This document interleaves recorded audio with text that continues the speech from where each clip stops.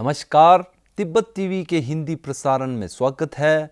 Tibet TV के साप्ताहिक हिंदी समाचार में हम दर्शकों को परम पावन दलाई लामा, वर्तमान तिब्बत के परिस्थिति, निर्वासन में तिब्बत तथा तिब्बत मुक्ति साधना के संदर्भ में जानकारी प्रस्तुत करते हैं। मैं हूं तेंजिन पेल्जोर। आगे देखिए इस सप्ताह के प्रमुख खबर। परम पावन दलाई लामा जी ने किंग चार्ल्स III की राज्य अभिषेक के लिए बधाई दी। सिक्योंग पेम्बा त्सरिंग ने तिब्बत में वास्तविक स्वायत्तता प्राप्त करने की उम्मीद व्यक्त की। सिक्योंग पेम्बा त्सरिंग का हिमाचल प्रदेश के राजधानी शिमला तथा विभिन्न टिबेटन सेटलमेंट की आधिकारिक यात्रा। तिब्बत के अंदर तिब्बती महिलाओं की स्थिति के बारे में संयुक्त राष्ट्र की बैठक में विषय उठाया गया। जापान के राजधानी टोक्यो की त्सुकीची होंगवेंजी मठ में तिब्बत उत्सव मनाया गया। ताइवान तिब्बत कार्यालय के प्रतिनिधि ने ताइपे में आयोजित यूरोप दिवस समारोह में भाग ली। समाचार विस्तार इस प्रकार से है। गत 6 मई 2023 को परम पावन दलाई लामा जी ने यूनाइटेड किंगडम के किंग चार्ल्स III की राज्य अभिषेक के शुभ अवसर पर उन्होंने एक पत्र लिखकर शुभकामनाएं संदेश दी है। अपने संदेश में परम पावन दलाई लामा जी ने कहा कि महामहिम आप दीर्घायु रहे और यूनाइटेड किंगडम के लोग खुशी और समृद्धि का आनंद लेंगे।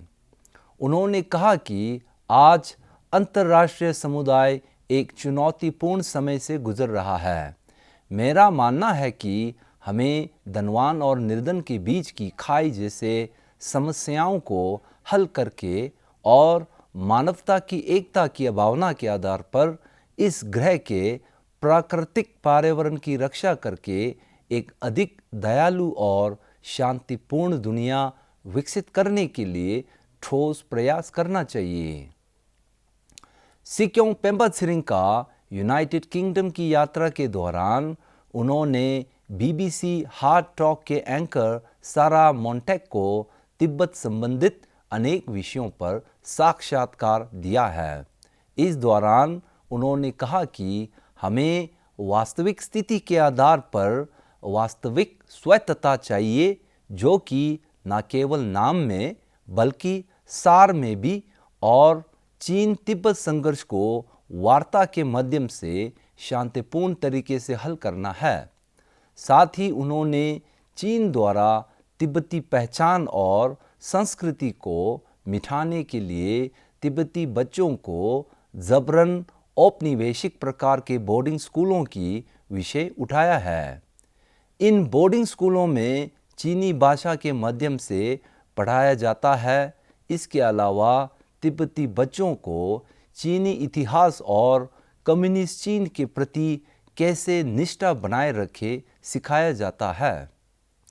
केंद्रीय तिब्बती प्रशासन के सिक्योंग पेम्बा त्सरिंग 9 से 18 मई 2023 तक के लिए हिमाचल प्रदेश के राजधानी शिमला तथा इस क्षेत्र में स्थित विभिन्न टिबेटन सेटलमेंट का आधिकारिक यात्रा कर रहे हैं। सिक्योंग त्सरिंग का शिमला हवाई अड्डा पहुंचने पर तिब्बती कल्याण अधिकारी, स्थानीय विधानसभा के अध्यक्ष, तिब्बती गैर सरकारी संगठन तथा तिब्बती जनता ने तिब्बती परंपरा अनुसार उनका स्वागत की। इस यात्रा का मुख्य उद्देश्य तिब्बती जनता से मिलना तथा टिबेटन सेटलमेंट की वास्तविक स्थिति और आंकड़ों के आधार पर नीतियों और योजनाएं तैयार करना है।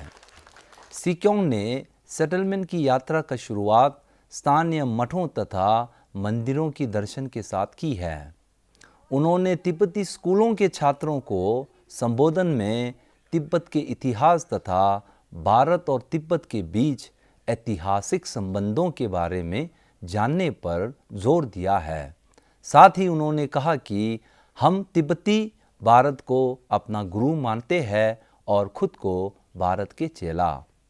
तिब्बती जनता को संबोधित करते हुए सिक्योंग पेम्बा त्सरिंग ने 16वीं कक्षा के उद्देश्यों तथा परम पावन दलाई लामा जी द्वारा प्रस्तावित मध्यम मार्ग नीति के तहत वार्ता के द्वारा चीन तिब्बत संघर्ष का समाधान करने की काशा की दृढ़ प्रतिबद्धता स्पष्ट की है।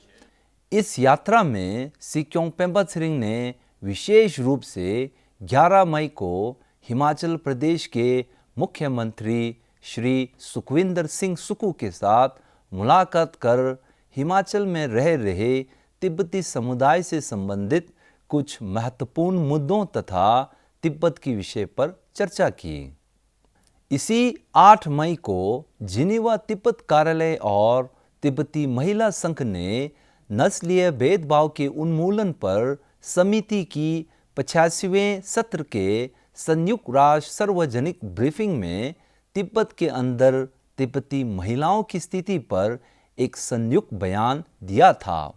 इस अवसर पर तिब्बत कार्यालय के प्रतिनिधि ठिल्ने छुकी, संयुक्त राष्ट्र वकालत अधिकारी कल्दिन सोमो तथा तिब्बती महिला संघ के अध्यक्ष तेंजिन दोलमा ने बैठक में भाग लिया तथा संयुक्त राष्ट्र समिति के सदस्यों को चीनी शासन में तिब्बती महिलाओं की वास्तविक स्थिति पर जानकारी दी।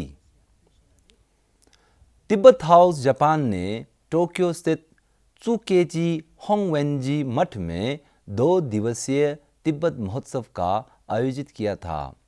क्योंकि यह उत्सव संयोग से जापानी स्वर्ण सप्ताह की छुट्टी के दौरान पड़ता था, इसलिए कई जापानी मित्रों, समर्थकों तथा पर्यटकों को तिब्बती संस्कृति, इतिहास और धर्म के बारे में जानने के लिए सुअवसर प्राप्त हुआ है।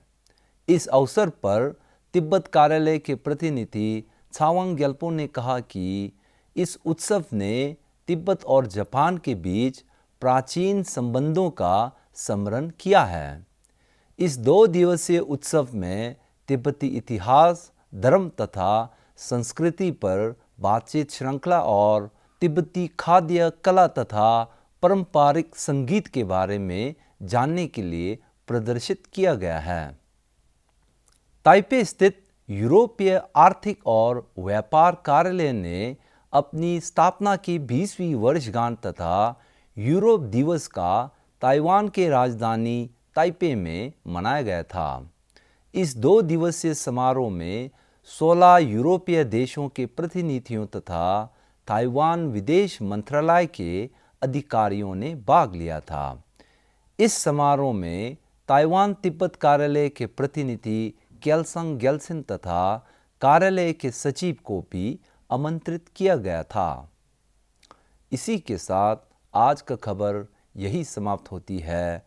अगले हफ्ते हम फिर मिलेंगे। मुझे दीजिए आज्ञा। नमस्कार।